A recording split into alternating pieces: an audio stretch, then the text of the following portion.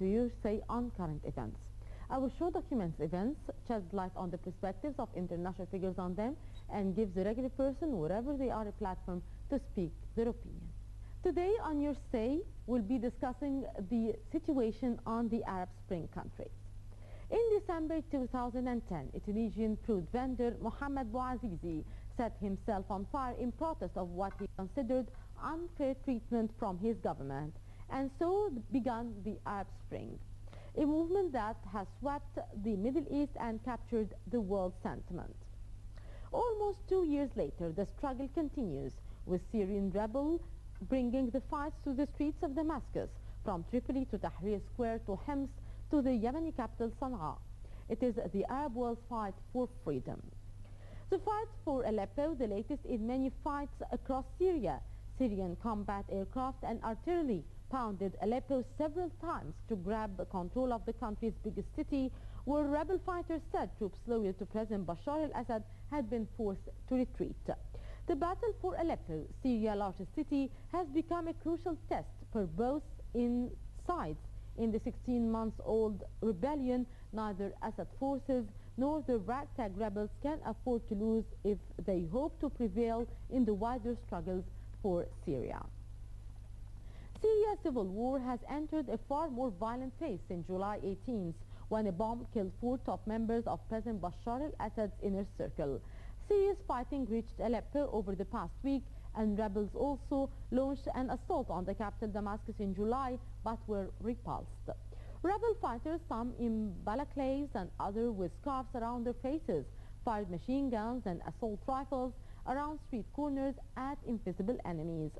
Wounded civilians and fighters were carried to makeshift dressing stations. The rebels say they now control an arc that covers eastern and southwestern districts in Syria. The fighting has proved costly for 2.5 million people, residents of Aleppo, a commercial hub that was slow to join the anti-Assad revolt that has rocked the capital Damascus and other Syrian cities. Rebels say they will turn Aleppo into a grave for the Assad government. Thousands of residents have fled, and those who remain face shortages of food and fuel and the ever-present risk of injury or even the fate of death. Residents in targeted areas in Aleppo complained that they have already no power or water, adding that it was nearly impossible to observe the fasting month of Ramadan. Makeshift clinic in rebel-held areas struggled to deal with dozens of casualties after weeks of fighting. Up to 18,000 people have been forced to leave their homes in Aleppo, and many frightened residents were also seeking shelters in schools, mosques and public buildings, according to figures given by the UN Refugee Agency in Geneva. Rebel fighters patrolling parts of Aleppo in pickup trucks flying green, white and black independence flags face a daunting task in taking on the well-equipped Syrian army, even if the loyalty of some of the troops is in doubt. Armed with Kalashnikov assault rifles, machine guns and rocket-propelled grenades, they are up against a military that can deploy fighter jets, helicopter gunships, tanks, armored fighter vehicles, artillery and mortars. The most powerful military in the region, NATO, Turkey, has been moving armored columns toward the Syrian border, although it has given no indication that they will cross over to Syria. Turkish Prime Minister Recep Tayyip Erdogan, once a friend of Assad, has become among his most vocal opponents. Erdogan spoke by phone to U.S. President Barack Obama last month. Erdogan said that he told Obama that, God willing, the brotherly Syrian people and the Middle East will soon be freed from the dictator with blood on his hands and his regime, which was built on blood as well. Erdogan said Assad and his blood-stained comrades now know well that they have reached the end and that their fates will not be different from those of the previous dictators. Assad, a member of the Alawite minority sect, an offshoot of the Shiite Islam, is now opposed by the leaders of other Arab states, nearly all of which are led by Sunni Muslims, as well as Turkey and the West. Within the region, he retains the support of the Shiite-led Iran, and in the UN Security Council, he has been protected by both China and Russia. Arab League chief Nabil al-Arabi said on Tuesday that the massacre taking place in Syria amount to war crimes under international law. Al-Arabi made the comments during a meeting with the Bulgarian foreign minister at the League's headquarters in the Egyptian capital Cairo. Al-Arabi spoke particularly of Aleppo, from where 200,000 Syrians have fled over the past 10 days as the government trains its mortars, tanks and helicopter gunships on neighborhoods seized by the rebels.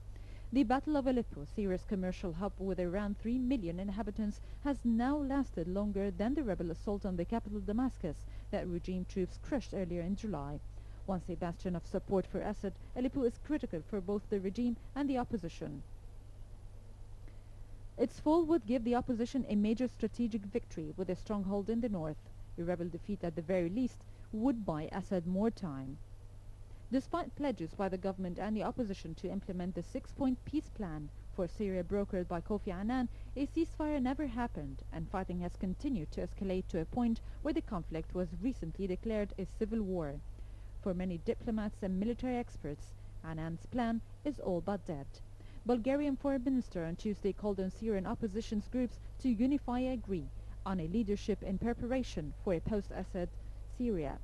Participants at a meeting of the opposition groups in Cairo earlier this month did agree on fundamental principles for a post-Assad Syria and a general outline to guide the opposition through a transitional period, but scuffles by the fistfights during this session and the walkout by the Syrian Kurdish group visibly demonstrated the opposition's disarray.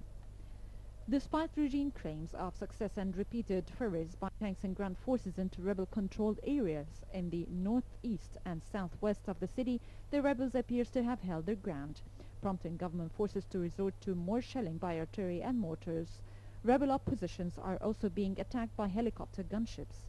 The Syrian government has defended its assault on Aleppo to the UN, describing a city in the grip of terrorist mercenaries funded by Qatar, Saudi Arabia and Turkey that are holding people hostage as human shields and committing horrifying crimes.